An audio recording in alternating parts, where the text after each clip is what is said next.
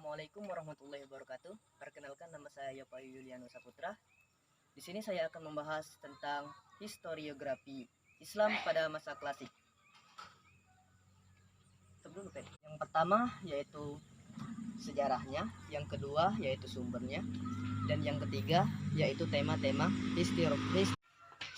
Baiklah, seperti yang saya jelaskan tadi, yang pertama yaitu sejarah penulisan historiografi pada masa klasik.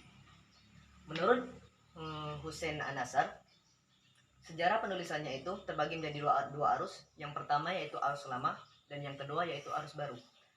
Yang pertama yaitu arus lama. Yang mana arus lama ini yaitu menceritakan tentang hayalan yang disertai dengan corak-corak sejarah Arab.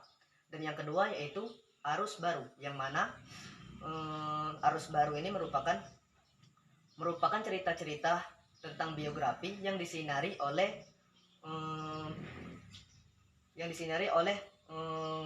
sinaran Al-Quran, yaitu sumber penulisan sejarah di masa klasik pada masa jahiliyah. Pada masa jahiliyah, bangsa Arab itu sudah mengetahui peranan tulis-menulis, hanya saja mereka tidak dapat menggunakan sebagai mestinya. Hal ini karena kehidupan mereka sehari-hari memang belum memerlukan hal itu. Namun, begitu banyak sumber menyebutkan bahwa masa dalam datangnya agama Islam di Jazirah Arab sudah terdapat kegiatan pendidikan formal. Sumber yang didapat itu dari pendidikan mengajar, di mana kegiatan tersebut dilakukan di berbagai tempat untuk diajarkan sebagai pengetahuan dan penulisan. Masa jahiliyah lanjut yaitu ke masa di mana masa permulaan Islam di Mekah. Tak kala Allah bermaksud menyempurnakan nikmatnya di alam semesta ini, Ia mengutus Nabi besar kita yaitu Nabi Muhammadin SAW sebagai Rasul. Begitu pula orang-orang yang pertama kali mendapatkan perintah Allah Subhanahu wa Ta'ala. Tetapi risalah Islam tidak mungkin membiarkan keadaan seperti itu, sebab Islam menghendaki agar umatnya melepaskan diri dari kebodohan karena ketidaktahuan terhadap tulis-menulis pada masa jahiliyah. Ayat pertama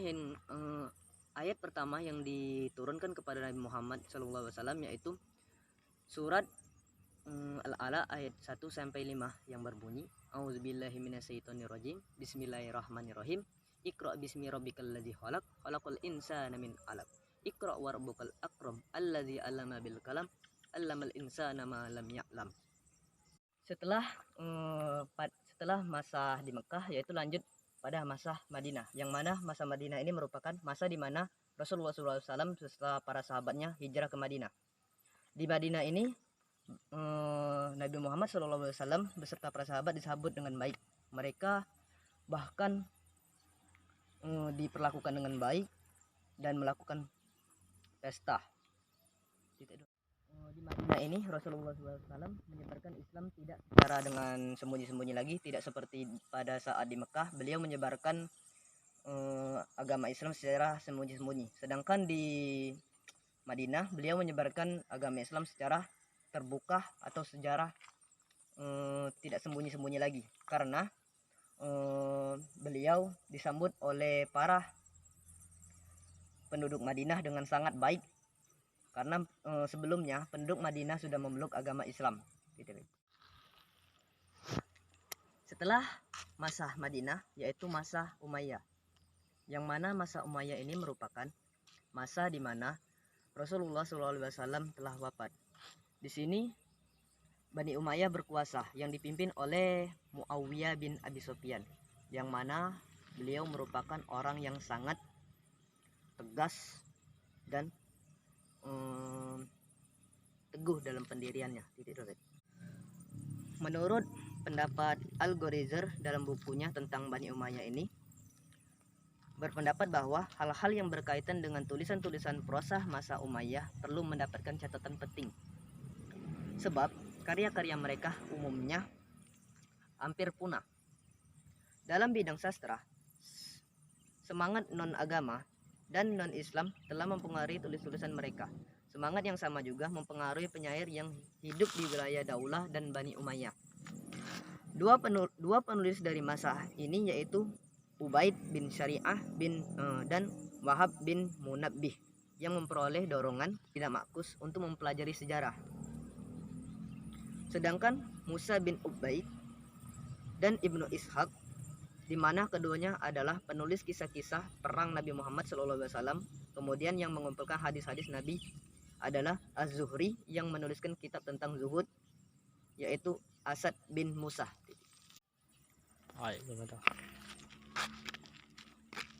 Baiklah, yang terakhir yaitu kesimpulan atau penutup. Dalam pemaparan tentang historiografi Islam ini dikatakan, historiografi Islam di masa klasik dapat disimpulkan bahwa awal muncul historiografi Islam tidak lepas dari peranan baginda Rasulullah SAW dan para sahabatnya dan pemimpin kerajaan pada masa itu. Ini dilihat dari perkembangan biografi, hasil tema, dan jalan pemerintahan tersebut. Masa ini tidak berhenti sampai di sini saja dan akan dilanjutkan dengan masa setelah pertengahan dan modern. Perkembangan sumber-sumber biografi dan tema-tema dalam historiografi Islam pada masa klasik dapat kita lihat dari masa jahiliyah hingga ke masa degenerasi. Mungkin itu saja kesimpulan dari kami. Saya akhiri. Wassalamualaikum warahmatullahi wabarakatuh.